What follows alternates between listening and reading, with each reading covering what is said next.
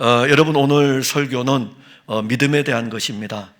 사실 여러분들 교회를 다니다 보면은 많은 논쟁을 하게 되죠. 사실 논쟁이라는 것은 논리적인 어떤 상황을 가지고 이야기하는 것보다는 말장난일 수도 있고, 또 한 면에서는 말에 말을 꼬리를 물고 하는 이야기일 수도 있습니다. 우리가 신앙생활 할 때의 믿음이라고 하는 이 자체는 사실 논쟁이 아닙니다. 근데 어느 순간부터 우리는 교회 생활을 하면서 논쟁하는 것을 참 좋아합니다. 논쟁하는 것을 좋아하고 그 논쟁으로 인해서 내가 이기고 싶어 해요. 내가 이기고 싶어 가지고 내가 그 자리에 서려고 합니다.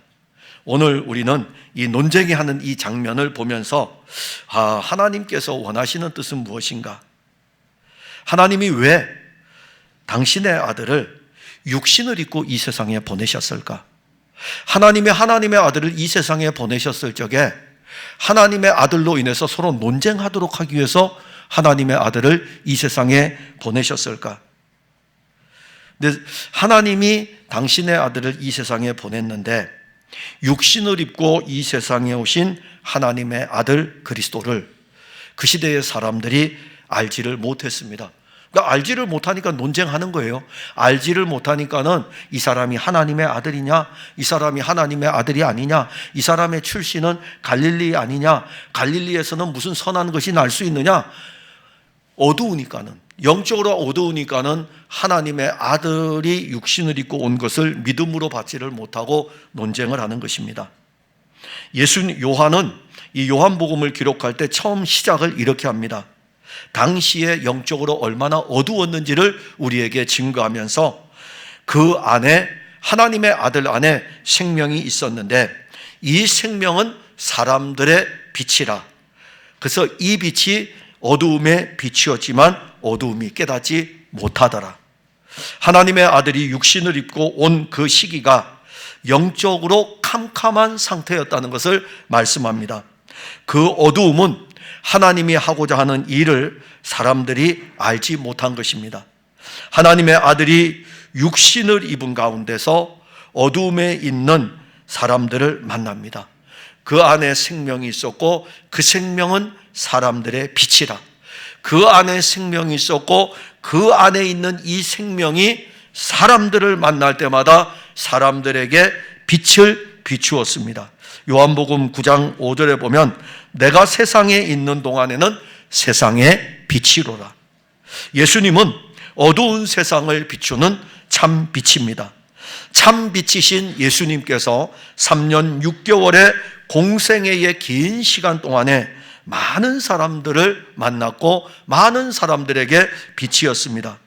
오늘 우리가 요한복음 7장을 읽기 전에 요한복음 6장이 나옵니다. 요한복음 6장에서는 오병이어의 기적의 사건이 나옵니다.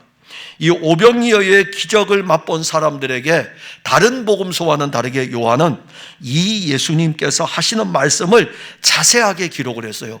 그러니까 오병이어의 사건을 복음서들이 기록하고 있는데 요한복음은 오병이어의 목적이 어디에 있는가를 자세하게 풀어서 설명을 합니다. 오병이어, 요한복음 6장에서 증거하는 오병이어의 핵심이 무엇입니까? 내가 바로 생명의 떡이다. 내가 바로 생명의 떡이다. 이것이 바로 어두움에 있는 사람들에게 알려주는 빛입니다. 내가 생명의 떡이다. 내 어두움에 있는 사람들은 빛이신 예수님께서 보리떡 5개를 가지고 축사하여 가지고 사람들에게, 제자들에게 주어서 나누어 주려 했을 때에 어두움에 있는 사람들은 이 떡을 먹을 뿐이에요. 그런데 예수님은 이 어두움에 있는 사람들에게 이 떡이 누구냐라는 것까지 알려주는 거예요. 이 떡은 생명의 떡이고 이 떡은 내 살이라라고 말씀을 하시는 것입니다. 그런데 어떠했습니까? 예수님 그렇게 가르치니까는 어렵네. 너무 어렵다. 왜냐, 떡을 먹었으면 떡을 먹은 이적, 내 인생에 이적이 나타나면 되지, 이렇게만 생각하면 쉬운데, 아니 갑자기 이 떡을 가지고 내 살이다고 예수님이 말씀하시니까는 이게 도대체 이해가 안 되는 거예요. 그래서 요한복음 6장에 보게 되면은 사람들이 어렵다. 사람들이 하나둘 예수님을 떠나갑니다. 그러니까 어두움에 있는 사람들에게 이 빛을 끊임없이 비추지만 어두움의 사람들이 알지를 못하는 거죠. 오죽하면 예수님께서 그의 제자들에게 이렇게 말씀하셔요. 너희도 가려느냐? 그때 제자들이 이렇게 고백합니다. 영생의 말씀이 여기 계시오매 우리가 어디로 가리까? 그들에게는 이 빛이 비추어지는 거예요. 떡을 먹었던 5천 명의 무리들은 이 떡을 먹었지만은 빛이 오지를 않았고, 이 제자들에게는 영생의 말씀이 여기 있으니 우리가 어디로 가겠습니까? 그 사건 이후에 지금 7장이 나오는 것입니다. 그 사건 이후에 7장이 바로 진행되면서 초막절을 이야기합니다. 그래서 유대인들이 초막절을 지키러 예루살렘에 올라갑니다. 그리고 오늘 본문은 초막절의 마지막 날입니다. 초막절의 마지막 날은, 초막절은 어떻게 지키냐면은 유대인들이, 이스라엘 백성들이 광야에서 이렇게 나와서 약속의 땅으로 들어가잖아요. 들어가기 때문에 그들이 초막절에 예루살렘 성전을 향하여 올라가기 위해서 7일 동안 광야에서 초막을 짓고 살아요. 초막을 짓고 살면서 마지막 날이 되면은 모두가 이 초막을 다 걷어가지고 성전이 있는 예루살렘을 향하여 올라가는 것입니다. 근데 여기에 대한 영적인 의미는 우리가 오늘 초막절에 대해서 설교하는 것이 아니기 때문에, 아무튼 초막절은 유대인들에게 있어서는 최고의 날입니다. 그런데 이 초막절에 성전을 중심으로 해서 그 주변에 수많은 사람들이 지금 초막을 쳤을 거 아닙니까? 나뭇가지를 꺾어다가 초막을 만들어가지고 거기에서 생활하다가 나팔이 울릴 때에 예루살렘 성전을 향하여 다 올라갑니다. 본문의 말씀은 그 마지막 날 모두가 다 예루살렘 성전을 향하여 올라갈 때에 예수님께서 주로 말씀하여 이르시되 했는데, 여기서는요 외쳐 이렇게 외치다. 왜냐하면 너무 많은 무리들이기 때문에 외쳐야 돼요. 그래서 예수님께서 외치면서 하시는 말씀, 생명의 물이 강같이 흘러나올 것에 대해서 말씀합니다. 그런데 예수님이 이 말씀을 할 때에 사람들의 반응이 다양합니다. 야, 말씀을 들으면서 그들이 와, 그 선지자네. 그러니까 어떤 사람은 그리스도 아니야? 그 옆에 있던 사람이 야, 그리스도가 어떻게 갈릴리에서 나올 수가 있어? 라고 하면서 다양한 반응들을 가지고 논쟁을 합니다. 이 논쟁이 극단적으로 어떻게 되죠? 예수님을 잡고자 해요. 예수님을 잡고자 하지만은 시행은 하지를 못하지만, 아무튼 논쟁의 결과는 예수를 잡아서 이 예수가 우리에게 필요 없는 존재로, 논쟁의 결과는 거기로 갑니다. 예수님에 대한 거역의 행동으로 나타나죠. 교회는 예수를 그리스도로 믿는 믿음의 공동체입니다. 그럼에도 불구하고 교회에 영적 어두움이 내리기 시작하면 교회는 믿음의 공동체가 아니라 논쟁의 공동체로 바뀌어 갑니다. 예수 그리스도께서 친히 누구든지 목마르거든 내게로 와서 마시라고 외칠지라도 그 누구도 예수께 나와 예수로부터 나오는 생명의 물을 마실 사람이 없습니다. 관심 없어요. 예수님이 생명의 물입니다. 이 물을 마셔야 됩니다. 관심 없어요. 그냥 교회에 와서 영적 어두움이 깔리게 되면 야, 네가 얼마나 봉사했냐, 네가 얼마나 수고했냐, 네가 교회 다닌 지 얼마나 됐냐, 늘 내가 어떻게 교회 생활을 하고 있냐, 이 이야기를 할 뿐이지 예수님에 대해서는 관심이 없어지게 됩니다. 그러면 교회 생활하면서 서로 논쟁들만 하게 되고, 그런 일들이 일어나면 교회는 벌써 영적인 어두움이 깔려가는 것이고, 그 영적인 어두움이 교회에 깔려간다는 것은 성도들 안에 영적인 어두움이 오고 있는 것입니다. 오늘날 교회는 영적으로 어두움에 지금 깔려 있어요.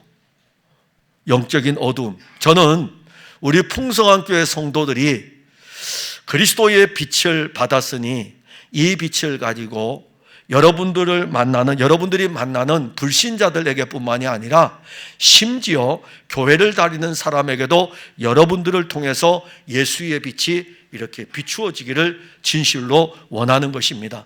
여러분들에게 일어나는 거예요. 교회는 예수로 말미암아 사람들 가운데서 논쟁을 하는 곳이 아니라 목마른 영혼들이 예수께 나와 영원한 생명의 물을 마시는 곳입니다. 그래서 오늘 우리는 믿음은 논쟁이 아닙니다. 믿음은 논쟁이 아닙니다.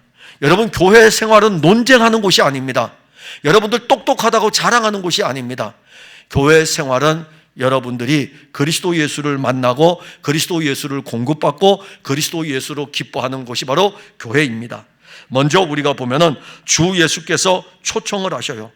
그 초청에 참여하는 것은 믿음입니다. 37절에 보면 명절 끝날 곧 큰 날에 예수께서 서서 외쳐 이르시되 누구든지 목마르거든 내게로 와서 마시라. 예수님은 초막절을 지키러 예루살렘에 올라갔습니다. 초막절 절기의 마지막 날에 예수님께서 성전에서 서서, 자, 사람들이 많아요. 어떤 때에는 예수님이 앉아서 가르치고 이때는 설 수밖에 없어요. 사람들이 많으니까는 제가 만약에 설교할 때 이렇게 앉아서 설교하면 어떨까요? 안 보이잖아요. 더 서야 돼요. 그래서 강단이 높을 수밖에 없는 이유는 다른 거 없어요. 모든 사람들이 볼 수 있도록 하기 위해서. 그래서 교회의 사이즈에 맞게 강단을 높입니다. 만약에 우리 교회 사이즈가 이 정도인데 강단을 여기다가 세워보세요. 요 정도만 해도 다 보이잖아요. 볼 수 있도록. 예수님께서 서서 외쳤어요. 왜냐하면 많은 사람들이 지금 초막절을 지키러 올라와서 마지막 날 예루살렘 성전을 향하여 올라왔기 때문에 그 많은 무리들에게 예수님은 서서 외치는 것입니다. 자, 그리고 이 서서 외치는데 이 초막절 마지막 날 그야말로 축제가 벌어지는 그 현장, 이 축제의 현장에 각 지역에서 올라온 수많은 사람들, 그 무리들을 향하여 큰 소리로 외치는데 이 예수님의 외침은 자기 백성을 구원하는 소리의 외침입니다. 예수님의 외침을 보면은 수많은 무리들에게 생명의 복음을 전하는 서서 외쳐 그분이 전하는 열정적인 복음의 메시지입니다. 예수님이 외친 이 복음의 외침은 누구든지 목마르거든 내게로 와서 마시라. 누구든지 목마르거든 내게로 오라. 누구든지 목마르거든 예수께로 오라. 이 외침을 예수님께서 하신 거예요. 초막절은 이런 이 많은 사람들이 모여있는 곳인데 이들이 무엇을 기다립니까? 그리스도의 왕국을 기다려요. 인생은 초막처럼 이렇게 장막을 짓고 살다가 때가 되면은 이 장막을 걷고 약속의 땅 새 예루살렘을 향하여 올라갑니다. 그래서 유대인들이 지키는 3대 절기 가운데 3개의 절기는 구원과 관계에 있습니다. 유월절, 어린 양의 피로 말미암아 구속함을 얻는 것. 그 다음에 맥추절, 이 구속함을 얻은 이 놀라운 일들이, 구속의 일들이 성령이 오심으로 말미암아 추수의 처음이 시작이 되게 되고, 초막절은요 모든 추수가 다 이루어지는 날인 것입니다. 그러기에 축제 중에 최고의 축제인 것입니다. 초막절을 지키러 올라오는 이 많은 무리들 자체가 대단하지 않습니까? 여호와 하나님께서 1500년 전에, 지금 이 말씀을 하시기 1500년 전에 이스라엘 백성들이 애굽 땅에서 나올 때에 그 이스라엘 백성들에게 하나님이 말씀하실 때에 너희들은 3대 절기를 3번은 내게 꼭 나와야 된다. 유월절에 내게 나와야 되고, 맥추절에 나와야 되고, 수장절에 나와야 된다. 이 수장절이 초막절입니다. 수장절에 내게로 나와야 된다. 그리고 1500년이 흐른 뒤에 지금 유대인들은 하나님의 말씀을 따라 성전을 향하여 하나님께 얼굴을 보이기 위해 가지고 올라온 것입니다. 그러니까 여러분들이 예배를 드릴 때에 이 요소들이 있어요. 여러분들 예배를 드리러 올 때에 어떤 분들 그렇게 이야기할걸요. 나 오늘 하나님한테 얼굴 도장, 눈 도장 찍으러 가야 돼. 그게 바로 그런 요소예요. 유대인들은요 3대 절기를 통해 가지고 하나님 앞에 얼굴을 보여줘야 되거든요. 얼굴을 보여준다는 것은 그 절기가 단순하게 인간의 축제가 아니라 하나님과 사람 사이에 이루어지는 영혼의 축제인 것입니다. 그러니까 여러분들도 아마 교회에 나오는 것은 하나님 오늘 예배 드리러 가야 돼. 예배 드리는 게 뭔데 하면 얼굴 보이러 가야지. 그런 의미도 있어요. 유대인들이 1500년 동안 계속 지켜왔고 지금도 예수님 당시에도 그들은 했어요. 얼마나 대단합니까? 대단한 거예요. 여러분들 교회 나오는 거 대단한 거예요. 조르셔도 대단한 거예요. 안 오는 사람보다야 더 대단한 거죠. 대단한 거예요. 근데 더 대단한 것은 말씀이 여러분들을 이끄는 게 더 대단한데, 아무튼 여기 앉아 있는 것도 대단한 것입니다. 얼마나 바쁘겠어요. 얼마나 피곤하겠어요. 고단하지 않습니까? 그런데 올라와서 여러분들 같이 하자. 10시부터 와서 연습하고 여기 또 앉아 있고 대단하신 분들이에요. 1500년 동안 이 3대 절기를 지키기 위해서 올라오는 무리들 대단하죠. 그런데 유대인들의 이러한 영적 행동을 보게 되면은 지금 그림자입니다. 그러니까 유월절을 지키고 맥추절을 지키고 초막절을 지키는 1500년 동안 지켰던 모든 것들은 그림자였어요. 이 그림자의 실제를 바라보면서 그림자로서도 지키는 거예요. 그러니까 유월절을 지킬 때에 이 어린 양의 피를 볼 때마다 누구를 생각합니까? 장차 오실 참이신 그리스도를 보게 되는 거죠. 그 그리스도가 우리를 위해서 피를 흘리실 것을 알고 유월절을 지키는 거예요. 맥추절을 지키면서 성령이 오시게 되면 구원의 일들을 진행하는 것을 알게 돼요. 근데 이 맥추절은 반드시 유월절과 연결이 돼야 되지 맥추절 따로 가서는 안 됩니다. 즉 그리스도가 없는 맥추절은 없습니다. 그리스도가 없는 오순절은 존재하지가 않습니다. 유월절에 이 그리스도의 피를 가지고 피뿌림의 역사가 있었다면 성령이 오셔가지고 그리스도를 끊임없이 모든 사람에게 공급하여 추수를 시작하는 것입니다. 근데 그들은 깊이를 알지 못했어요. 내면을 알지 못하고 그냥 외적인 것만 보았던 것입니다. 예수님이 유대인들의 이러한 영적인 상태를 잘 아셔요. 잘 아시기 때문에 명절의 끝날에 그들을 향해서 누구든지 목마르거든 내게로 오라고 초청을 하는 것입니다. 지금 유대인들은 영적으로 목이 마른 거예요. 영적으로 목이 마르다는 것은 영혼의 갈증이 온 것입니다. 영혼의 갈증이 오면 초막절을 지키러 성전에 올라와도 그것은 종교의 행위일 뿐입니다. 그러니까 오늘도 여러분들이 교회에 올라왔을 때에 영혼의 갈증을 본인이 영혼의 갈증 속에 있는 사람은 교회에 올라와도 그냥 앉아 있을 뿐이에요. 아무 의미가 없어요. 아무 의미가 없습니다. 예배의 제일 중요한 요소가 뭐라고 생각하십니까?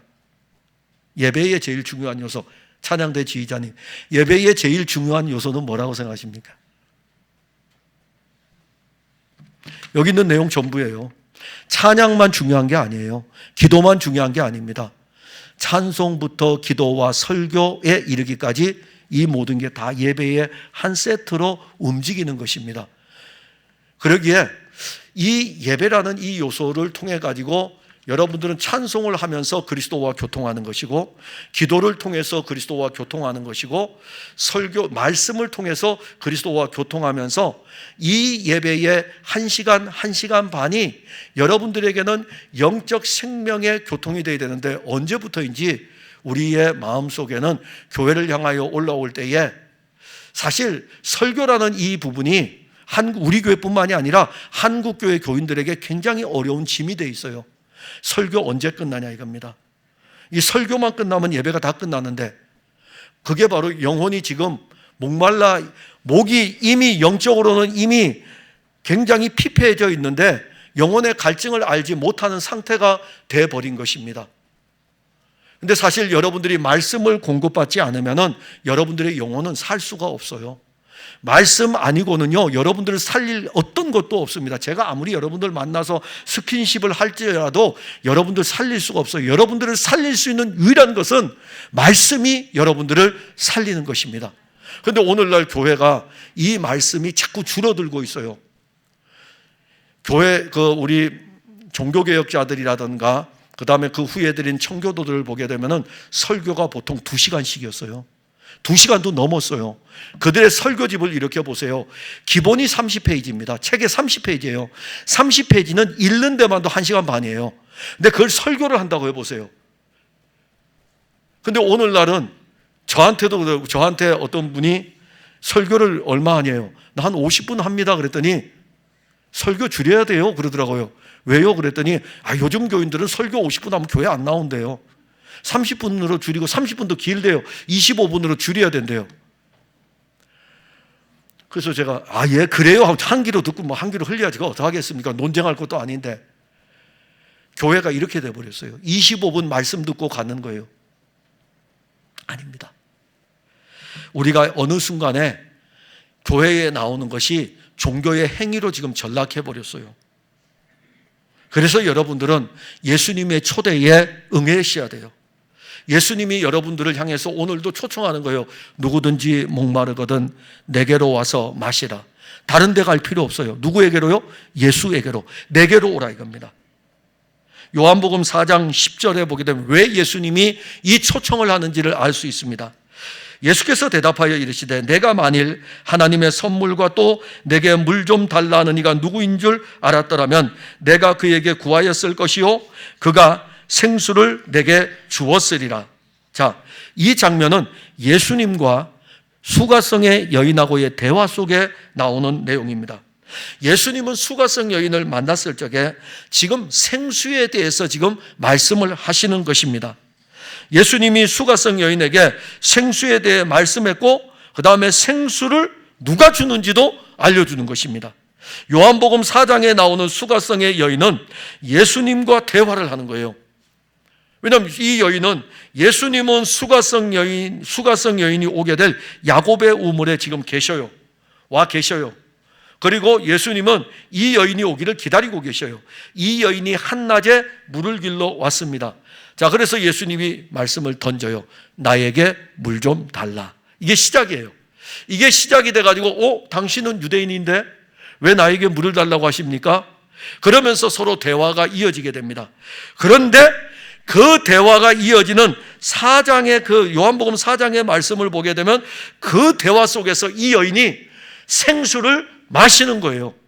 자, 육신이라면은 나에게 물을 달라. 예수님 나에게 그러면 생명의 물을 주세요. 내가 이 야곱의 우물을 떠서 당신에게 물을 줄 테니까는 당신은 나에게 생명의 물을 주세요 하면은 예수님께서 수가성 여인이 물을 떠서 이렇게 주면은 보이잖아요. 그러면 예수님은 수가성 여인에게 생수를 주어야 되잖아요. 본인이 생수이시니까. 근데 이것을 들어가지고 자 이게 생수야고 이렇게 주면 받아서 마시면 되는데 요한복음 4장에서는 그 내용이 하나도 안 나옵니다. 어떻게 생수를 예수님이 공급하여 주느냐 이겁니다. 그걸 이제 여러분들이 성경을 통해서 쭉 보시게 되면은 예수님과 수가성의 여인이 대화를 하는 중에 이 여인이 생수를 마시게 되는 거예요. 이게 성경을 보는 놀라운 비결이고 하나님이 그의 아들을 통해서 어떻게 우리에게 생수를 주시는가를 궁금한 것들을 알 수 있는 거예요. 집에 가서 한번 오늘 읽어보셔요. 요한복음 4장 1절부터 이 여인이 생수를 달라 그랬는데 어떻게 생수를 마시지? 한번 보셔요. 그 말씀을 보시게 되면 이해를 합니다. 오늘 설교 중에도 나오게 됩니다.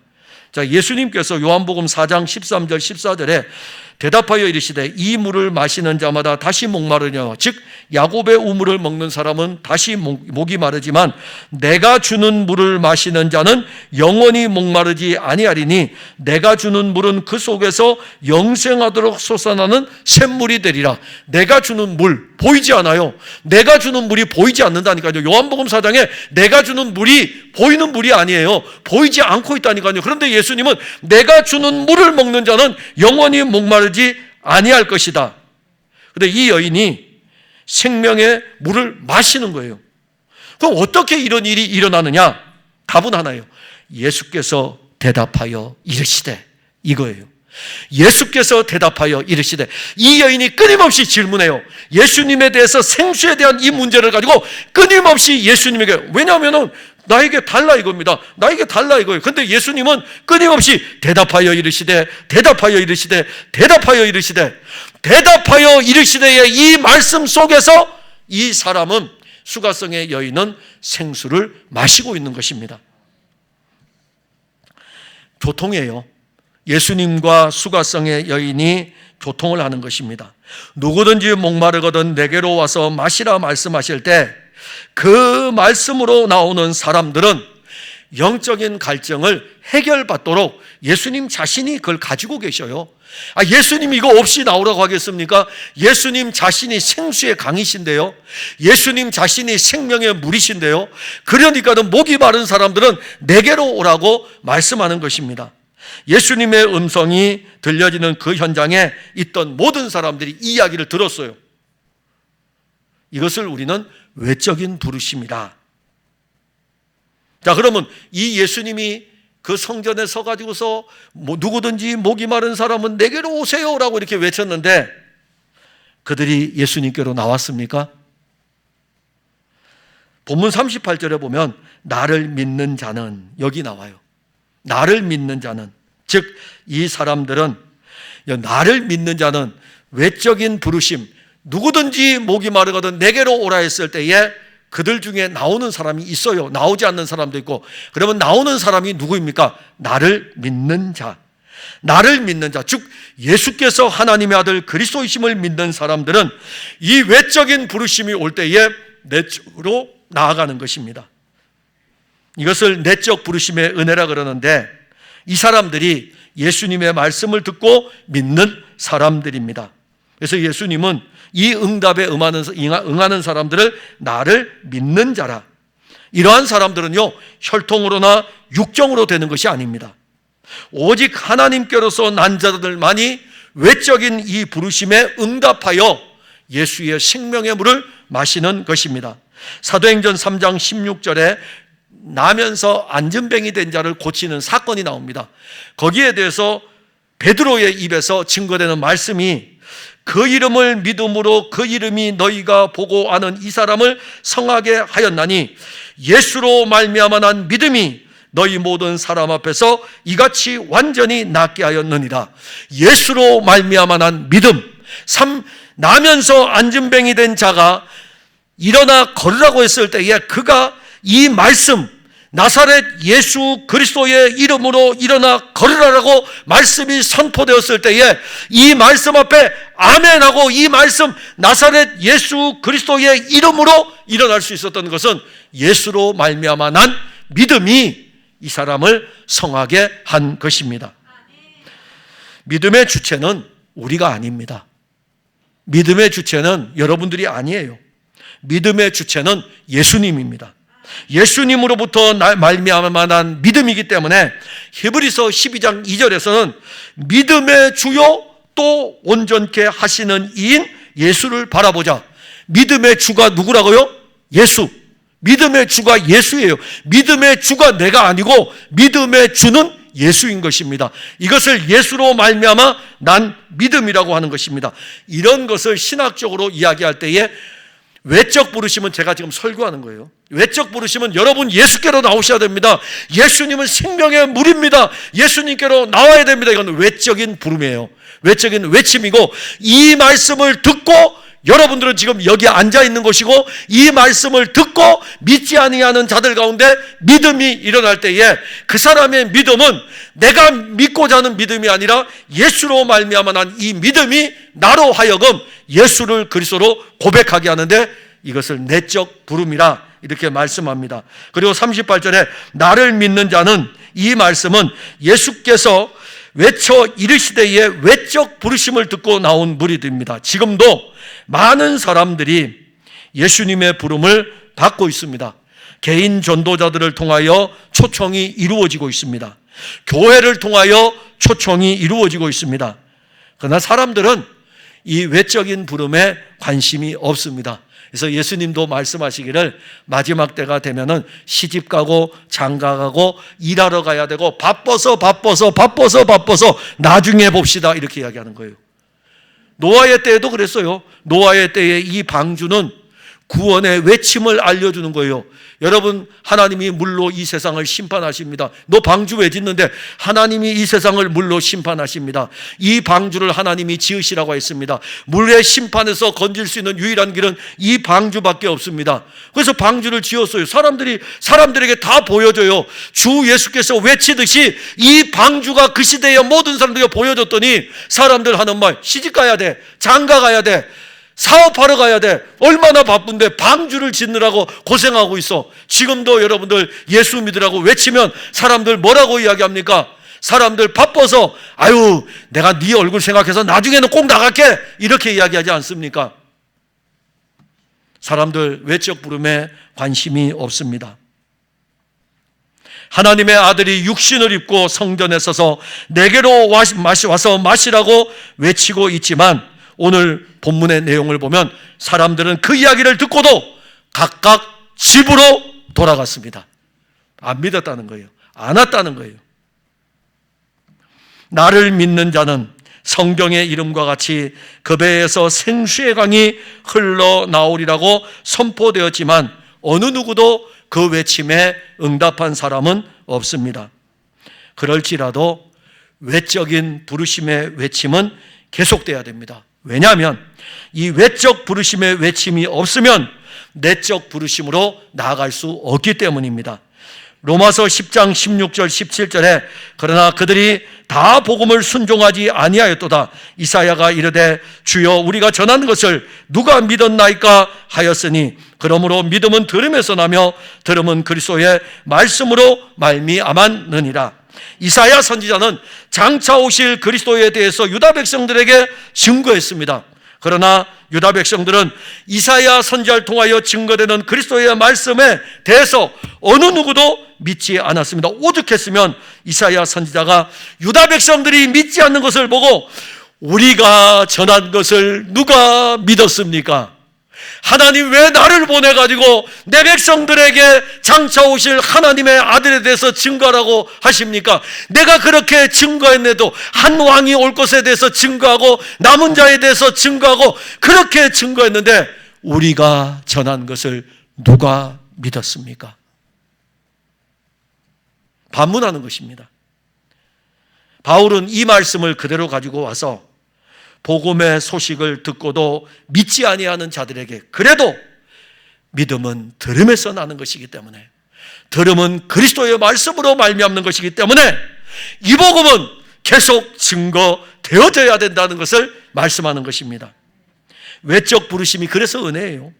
37절에 예수께서 외쳐 이르시되 오늘 여러분들이 이 교회에 나와 앉아있는 것도 은혜인 것입니다. 혹시 여러분들 중에 믿지 아니한 사람들도 여기 있는 것 자체가 은혜인 것입니다. 왜냐하면 지금 그리스도에 대해서 들을 수 있기 때문입니다. 37절에 누구든지 목마르거든 내게로 와서 마시라. 예수님 자신에 대해서 증거하십니다. 4개의 복음서 마태, 마가, 누가, 요한복음은 전부 예수님에 대한 내용입니다. 그리고 예수님에 대해서 가득 차 있고 신약의 나머지 성경인 23권도 예수님에 대한 말씀으로 가득합니다. 이것은 우리에게 무엇을 알려줍니까? 결국 믿음은 들음에서 나고 들음은 그리스도의 말씀으로 말미암는 것입니다. 외적 부르심은 내적 부르심으로 나아가게 합니다. 예수 그리스도의 말씀은 생명이고 그 생명은 반드시 일하십니다.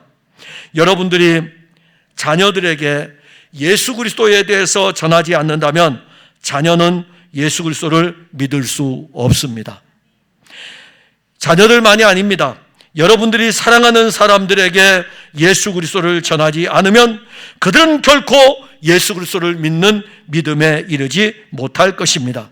그래서 교회는 왜 예수님께서 그의 몸인 교회를 세워주었습니까? 예수를 증거하도록. 교회에서 증거되는 예수의 말씀은 각 사람들 안에서 믿음을 일으킵니다. 전하는 자가 없으면 들을 수 없습니다. 전하는 자는 오직 그리스도의 말씀을 전하는 것입니다. 그러면 그들 안에 믿음을 일으키는 것은 말씀이 그들 안에 믿음을 일으키는데 이 일은 누가 합니까? 성령이 하시는 것입니다. 그래서 이 말씀을 통해서 우리가 아는 것은 믿음은 더 놀라운 은혜로 나아가게 합니다. 38절에 보면 나를 믿는 자는 성경의 이름과 같이 그 배에서 생수의 강이 흘러나오리라. 예수님 하신 말씀에 여기 나를 믿는 자는 성경의 이름과 같이, 이 성경은 어떤 성경일까요? 예수님 당시에 신약 성경이 있었을까요? 아니에요. 예수님 당시에는 신약 성경 없었어요. 예수님 당시에는 구약 성경만 있었습니다. 그래서 예수님이 성경의 이름과 같이는 실제적으로는 구약 성경이에요. 근데 구약 성경을 보게 되면 예수님에 대한 이야기를 여러분들 어디서 어디서 찾습니까? 구약 성경을 보면서도 예수님을 못 찾는다면 얼마나 무지한 자예요. 예수님이 말씀하셨잖아요. 나를 믿는 자는 성경의 이름과 같이, 구약 성경의 이름과 같이 그 배에서 생수의 강이 흘러나리라. 놀라운 사건을 말씀합니다. 구약에 예언된 모든 말씀이 예수님에 대한 말씀입니다. 이 성경이 곧 내게 대해서 증거하는 것이라. 이 성경이. 그러면 유월절 사건을 통해서 누구를 만나는 거예요? 예수의 피를 만나는 것이고, 성전에서 누구를 봐야 됩니까? 참 성전이신 그리스도를 만나는 것이고, 제사를 통해서 누구를 만나야 됩니까? 참 제물이 되시고 대제사장이셨던 그리스도를 만나는 것이죠. 구약의 성경은 예수 그리스도가 가득합니다. 그걸 보아야 돼요. 그래서 예수님도 그 말씀을 하신 것입니다. 에스겔서 39장 29절에 내가 다시는 내 얼굴을 그들에게 가리지 아니하리니 이는 내가 내 영을 이스라엘 족속에게 쏟았습니다. 그동안 하나님은 이스라엘 백성들에게 얼굴을 가리었어요. 왜냐하면 이스라엘 백성들 죄악 중에 있기 때문에. 그러나 내가 내 영을 그들에게 주는 이상 나는 그들에게 얼굴을 가리지 않을 것이다. 이사야서 32장 15절에 마침내 위에서부터 영을 우리에게 부어주시리니, 위에서부터 오는 하나님의 거룩한 영 성령, 그가 우리에게 그 성령을 부어주실 때에 광야가 아름다운 밭이 될 것이며, 즉 여러분들이 광야같이 메말라 있는 땅일지라도 하나님의 성령이 여러분들에게 부어지는 순간 여러분들의 마음은 아름다운 밭이 되는데, 그 밭이 바로 그리스도의 밭입니다. 최고의 아름다운 밭입니다. 그리고 이 아름다운 밭을 숲으로 만들어 주십니다. 위에서 부어질 영에 관한 이 말씀은 요엘 선지자를 통해서 우리에게 더 구체적으로 말씀하는데, 오순절에 요엘 선지자의 예언대로 성령이 부어지게 되고, 베드로의 첫 번째 설교는 성령에 관한 설교였습니다. 이는 곧 선지자 요엘을 통하여 말씀하신 것이니, 일러스되 하나님이 말씀하시기를 말세에 내가 내 영을 모든 육체에 부어주리니. 성령을 우리에게 부어주시는 것. 마지막 때 말세라고 하는 것은 하나님의 아들 그리스도가 오신 때부터 시작해서 그리스도가 재림하실 때 이 시간이 말세예요. 이 말세에 하나님은 그의 영을 모든 사람들에게 부어주시겠다. 창세전에 선택된 자기 백성들에게는 이 영을 부어주시겠다고, 그 육체에 부어주시겠다. 자, 지금까지는 육체로 사는 삶이었는데 말세에는 내가 내 영을 부어주어가지고 그들 육체에 부어주어가지고 영으로 사는 사람들이 되게 하겠다고 말씀하신 것입니다. 예수님께서 초막절 마지막 날 성전에서 외치신 이 말씀, 목마른 자들을 향한 초청이었습니다. 그 초청에 참여한 사람은 믿음의 사람들이고, 이 내적인 부르심의 은혜 안으로 들어온 사람들에게는 알지 못하는 크고 비밀한 것들을 또 풍성하게 공급해 주시는데, 38절 그 배에서 생수의 강이 흘러나오리라. 믿음만 있는 것이 아니라 우리 안에 생명의 물이 흘러나오는 것입니다. 예수님은 이 일을 벌써 이 말씀을 하시기 전에 요한복음 4장에서 이걸 보여주셔요.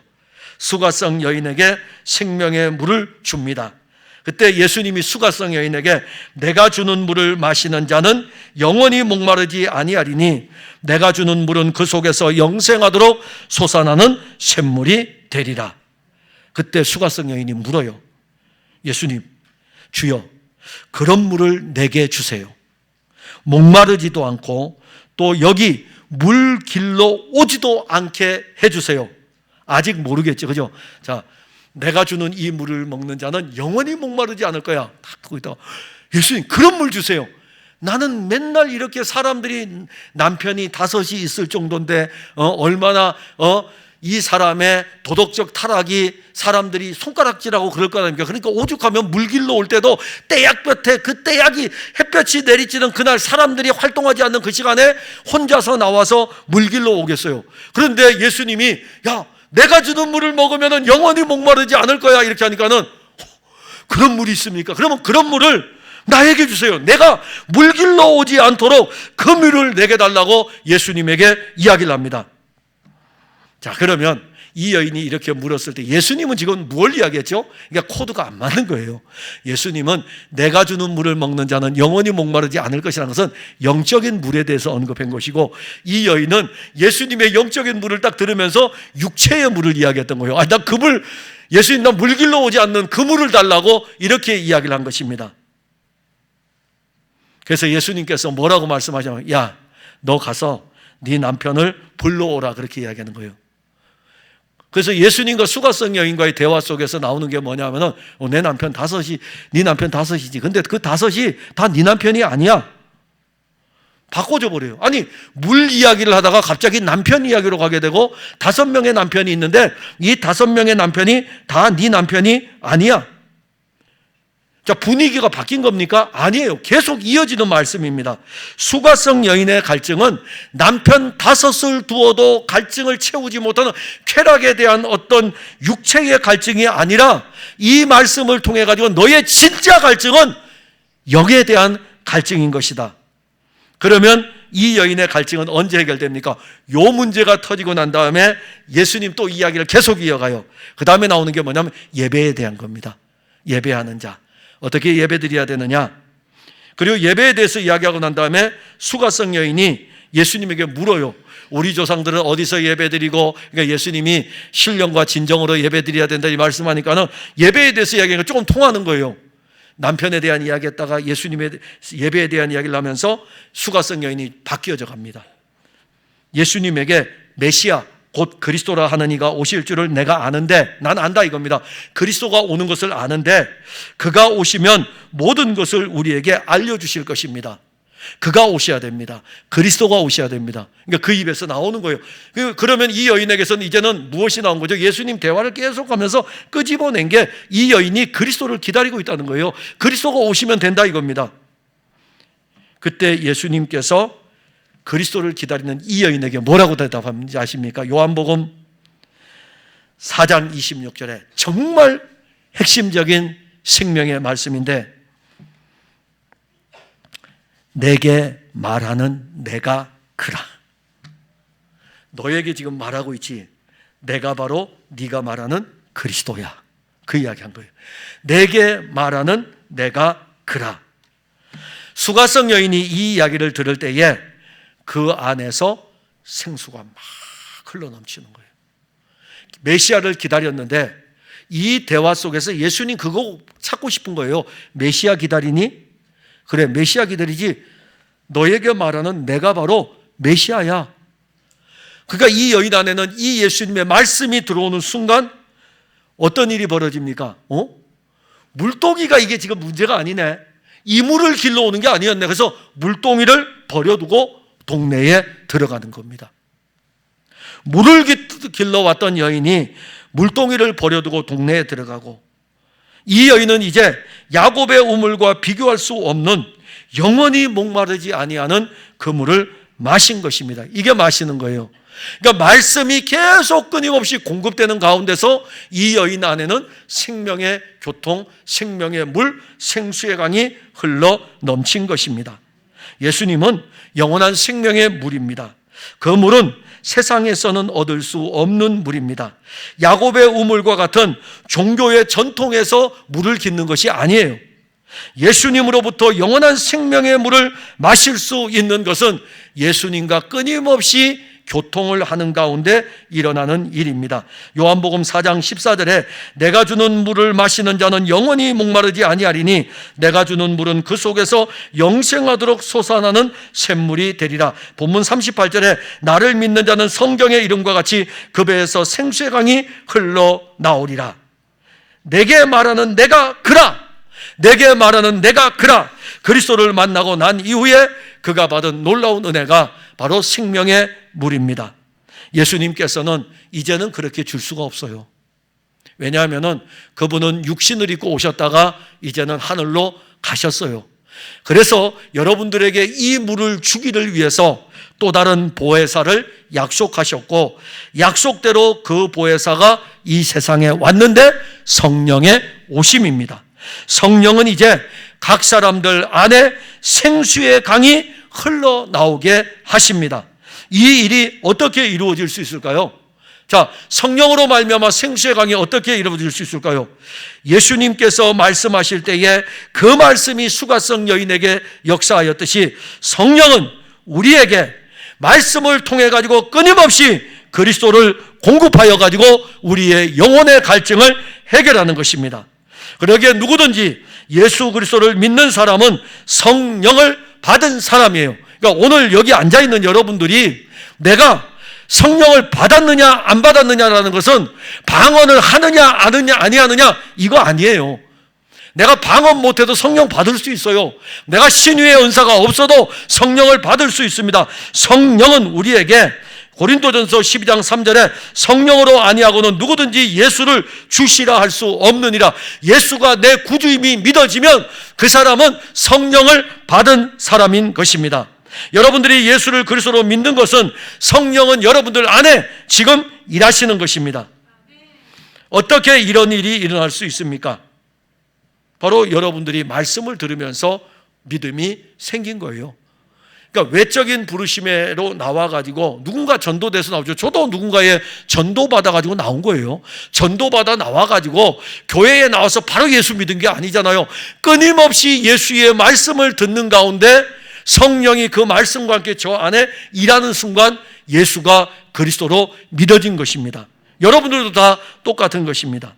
그런데 우리가 이 성령이 우리 안에서 강같이 흘러가는 이 놀라운 목마르지 아니하는 이 은혜 어떻게 하면 유지할 수 있을까? 흘러감의 은혜를 가지고 갈 수 있을까? 그런데 우리가 믿음 생활할 때 말씀을 제쳐놓고 믿음 생활합니다. 한 면에서 여러분들 찬양 많이 틀고 다니시죠? 괜찮습니다. 찬양 틀고 다니셔야 돼요. 또 하나는 여러분들 말씀을 자꾸 틀고 다니셔요.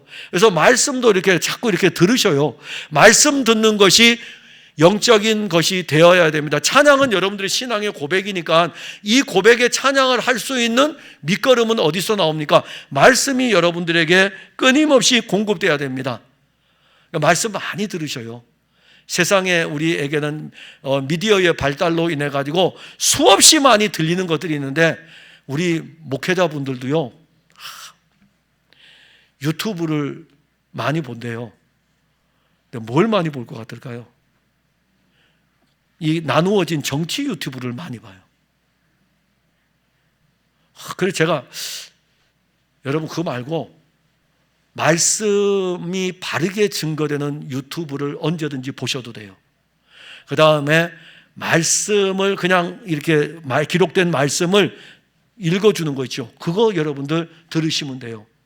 오늘 제가 여러분들에게 설교를 했으면 누구든지 목마르거든 내게로 와서 마시라. 이건 이해하기 금방 외우잖아요. 그러면 여러분들이 말씀을 그냥 묵상하면서 이렇게 운전하시든지 차를 타고 다니셔도 돼요.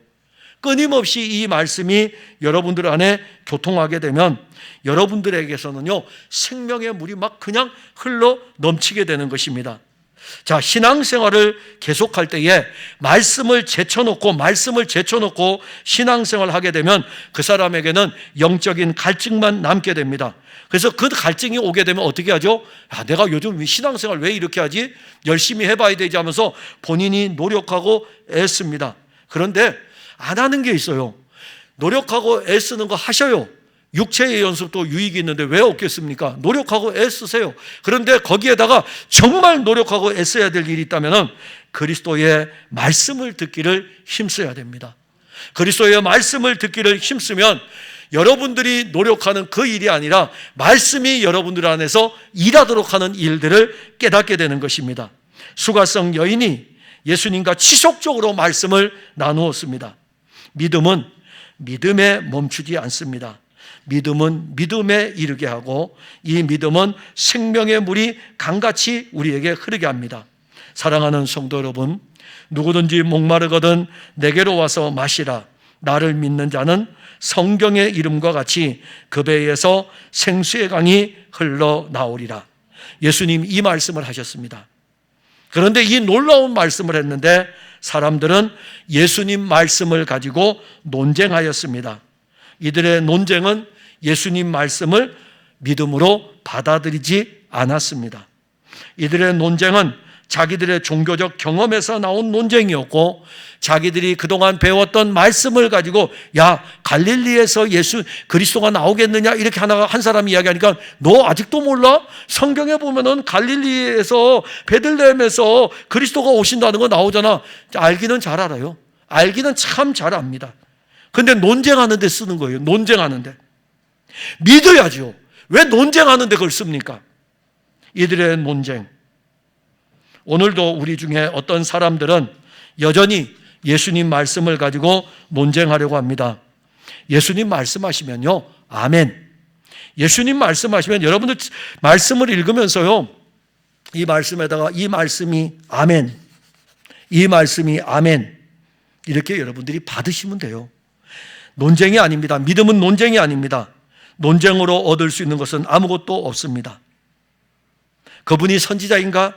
그분이 그리스도인가? 그리스도가 어떻게 갈릴리에서 나오겠는가? 이거 지금 중요한 게 아닙니다. 그리스도가 여러분들을 초청한 것이에요. 그리고 여러분들은 그 초청에 지금 응답하여 나온 것입니다. 그리고 그 말씀으로 말미암아 여러분들 안에는 주의 영이 왔습니다.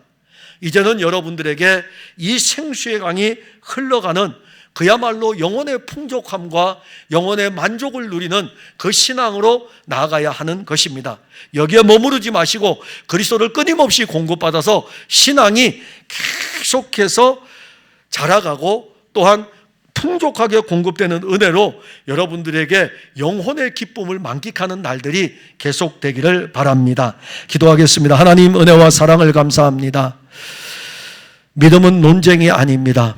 근데 언제부터인지 교회에 가게 되면 사람들은 논쟁을 하기 시작합니다. 교회가 어떤지, 그리고 어떤 집사는 어떠한지, 목사는 어떠한지, 한국교회는 어떠한지. 그래서 우리 속에서 나오는 경험과 이성에 대한 모든 것들을 가지고 다 동원하여 논쟁하면서 우리 자신의 의의를 드러내려고 합니다.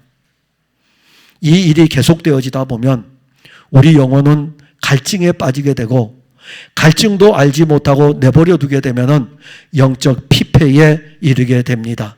누구든지 목마르거든 내게로 오라고 말씀하셨으니 사랑하는 우리 풍성한 교회 성도들은 항상 예수 그리스도에게로 향하게 하시고 누구든지 목마르거든 내게로 오라. 나를 믿는 자는 성경의 이름과 같이 그 배에서 생수의 강이 흘러나오리라. 이 말씀이 우리 풍성한 교회 성도들 안에서 이루어지도록 역사하여 주옵소서. 예수님 이름으로 기도하옵나이다. 아멘.